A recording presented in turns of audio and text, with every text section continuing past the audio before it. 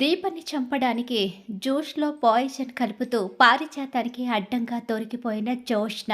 మరి ఇదంతా ఎలా జరిగిపోతుందో తెలుసుకోవాలనుకుంటే వీడియోనైతే చివరి వరకు మిస్ కాకుండా చూసేయండి. ఇక ఇక్కడ చూస్తే దీపే తన మనవరాలు అనుకున్న పారిజాతం మాత్రం దీపని ఎంతో ప్రేమగా చూడడం మొదలుపెడుతుంది. ఎలాగైనా సరే గెట్ టుగెదర్ ఏర్పాటు చేసి దీపని పైకి పంపేయాలని నిర్ణయించుకుంటుంది జోష్న అయితే. గెట్ టుగెదర్‌కి అందరూ కూడా వస్తారు. ఈలోగా తన మనవరాలే అని అనుకుంటున్న దీపని చూసి మెడ బోసిగా ఉందంటూ తన మెడలో నెక్లెస్ కూడా తీసివ్వాలి అనుకుంటుంది. వద్దని చెప్పేసి ఇక లోపలికైతే వచ్చేస్తారు. అలా వచ్చిన తర్వాత లోపల అందరూ మాట్లాడుకుంటూ ఉంటారు. దీపని తన ముని మనవరాలు అనుకుంటున్న శౌర్యని చాలా జాగ్రత్తగా చూస్తుంది. ఈలోగా ఫోన్ మాట్లాడుకుంటూ శౌర్యని జోష్న గుద్దేస్తుంది. ఒక్కసారే అందరూ అలా ఉండిపోతారు. కానీ పారిజాతం మాత్రం ముందుకు వెళ్ళి, అసలు నీకు కొంచెమైనా బుద్ధుందా? తను పడిపోయింది.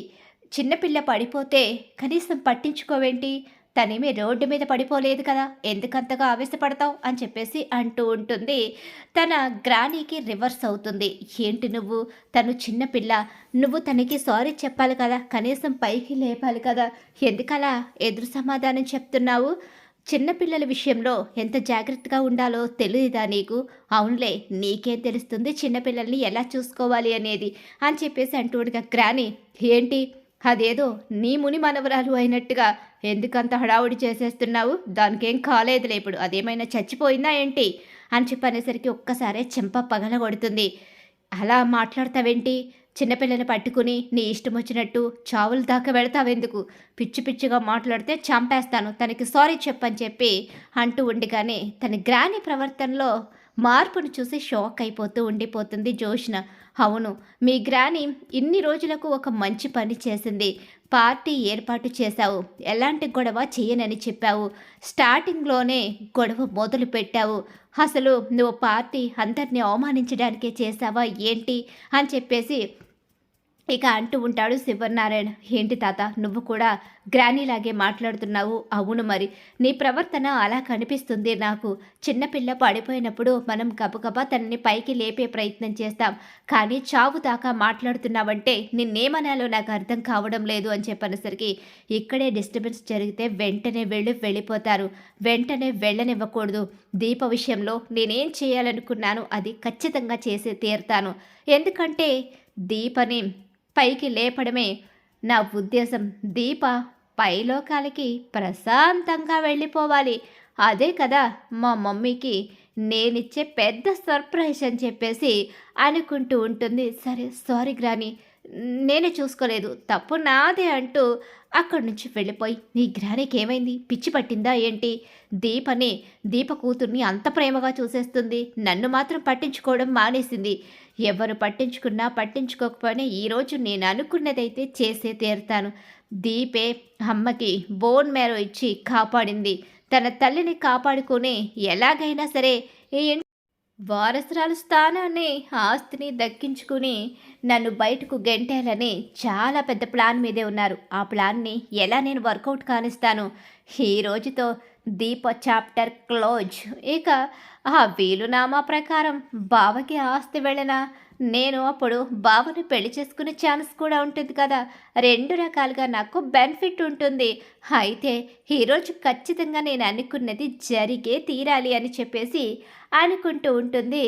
ఎవరినో తీసుకొచ్చి ఎవరి ద్వారాగానో దీపని చంపాలి అనుకోవడం, రివాల్వర్ గురి పెట్టి చంపాలి అనుకోవడం, ఇదంతా చాలా పెద్ద రిస్క్. ఏం జరుగుతుందో, తనకు ఏమై చనిపోయిందో కూడా తెలియకుండానే తను పాపం ప్రశాంతంగా చనిపోవాలి. పైగా ప్రెగ్నెంట్ కూడా కదా, తనని ఎంత జాగ్రత్తగా చూసుకుంటే అంత మంచిది అని చెప్పేసి అనుకుంటూ, సరే అయితే అందరికీ జ్యూసులు తీసుకొస్తాను. ఏంటి నువ్వు తీసుకురావడం ఏంటి?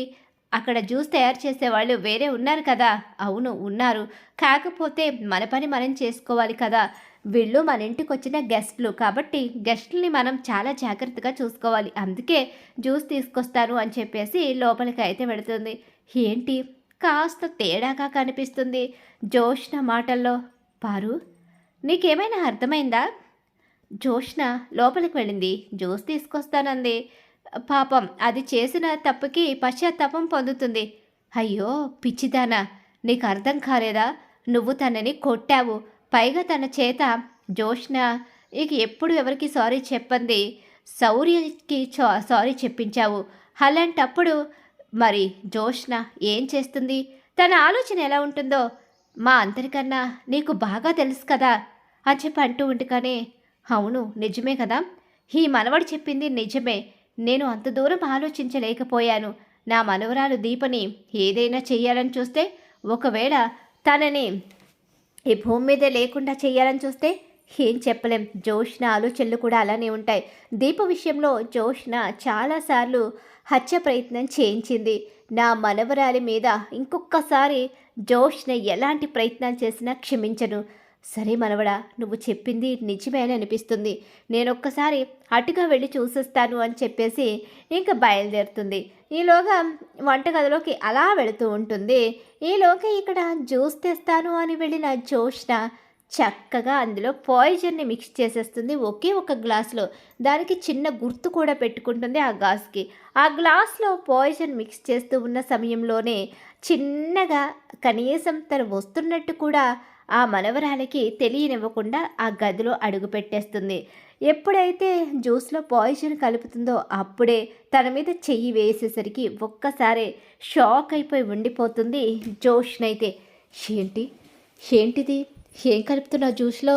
నువ్వు జ్యూస్ తెస్తాను అన్నప్పుడే నాకు అనుమానం వచ్చిందే. గ్రాని, నీకు పిచ్చి పట్టిందా?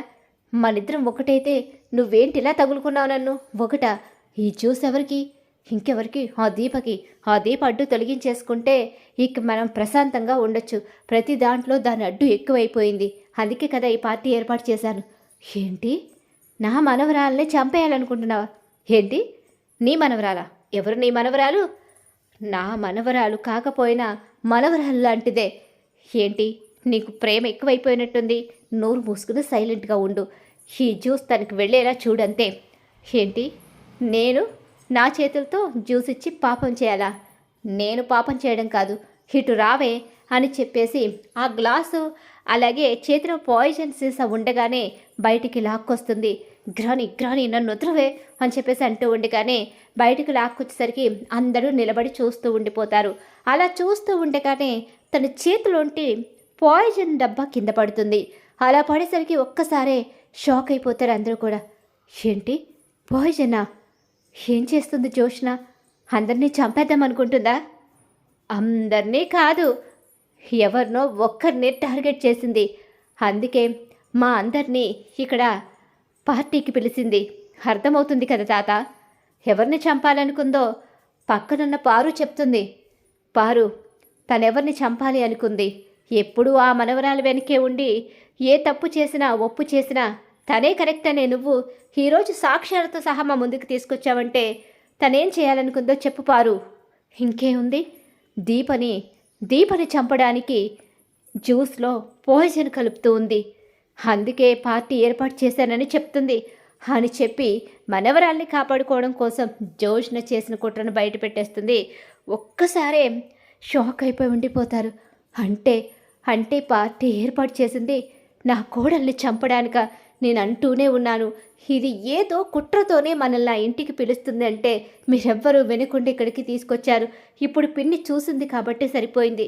లేకపోతే నా కోడలు కడుపులో బిడ్డ ఇద్దరు చనిపోయి ఉండేవారు కదా. దీని క్రూరత్వానికి బలైపోయేవారు. ఇది కేవలం మాటలు మాత్రమే నేర్చింది అనుకున్నాను. మనుషుల్ని చంపగలిగే క్రూరత్వం ఉన్న రాక్షసని నేను తెలుసుకోలేకపోయాను. ఇలాంటి ఆడపిల్ల నా అన్నయ్య కూతురా? నా అన్న వదలకి ఇలాంటి ఆడది పుట్టిందా అని చెప్పేసి ఇక కాంచన రెచ్చిపోతూ ఉంటుంది. ఒక్కసారే చంప పగలగొట్టి, చిచ్చి, నువ్వు నా కూతురు కాదు, నా కడుపున చెడపుట్టావే. జీవితంలో నీ మొహం నాకు చూపించుకు. నీ గురించి ఎన్నో కలలు కంటున్న నాకు ఈ రోజుతో నా కూతురే లేదు అనుకుంటాను. మనుషుల్ని చంపాలి అనే ఆలోచన ఉన్న నీలాంటి ఆడపిల్ల నాకెప్పటికీ కూతురు కాలేదు, ఎప్పటికీ ఆస్తికి వారసురాలు కాలేదు అని చెప్పి సుమిత్ర ఊహించని షాకే ఇస్తుంది. దశరథ ఇలాంటి దానికోసమా పెంచిన ప్రేమ అంటూ నేను నా కన్న కూతుర్ని కూడా పక్కన పెట్టాను అని తనలో తను కుమిలిపోతాడు. అలా జోష్న నిజస్వరూపం బయటపడిపోతుంది. ఇక శివనారాయణ అయితే మాత్రం ఊహించని షాకే ఇస్తాడు. ఇక నువ్వు ఈ ఇంట్లో కాదు ఉండాల్సింది, నీకు నచ్చిన చోటికి వెళ్ళిపో, ఇక మా ఇంట్లో నువ్వు ఉండొద్దు, నీలాంటి హంతకురాలు మా ఇంట్లో ఉండకూడదు అని శివనారాయణ కూడా చెప్పేసరికి పెద్ద షాకే ఎదురైపోతుంది జోష్నకి. మరి రాబోయే కథలో ఖచ్చితంగా ఇలానే జరిగిపోతుంది. ఇలా జరిగి జోష్న నిజస్వరూపం ఈ ఇంట్లో వాళ్ళకు తెలియాలని చెప్పి మీరు కూడా కోరుకుంటున్నారా? అయితే వీడియోని తప్పకుండా లైక్ చేసేయండి. మీరిచ్చే ఒక్క లైక్ మాకు సపోర్ట్ అండ్ ఎంకరేజ్మెంట్గా ఉంటుంది.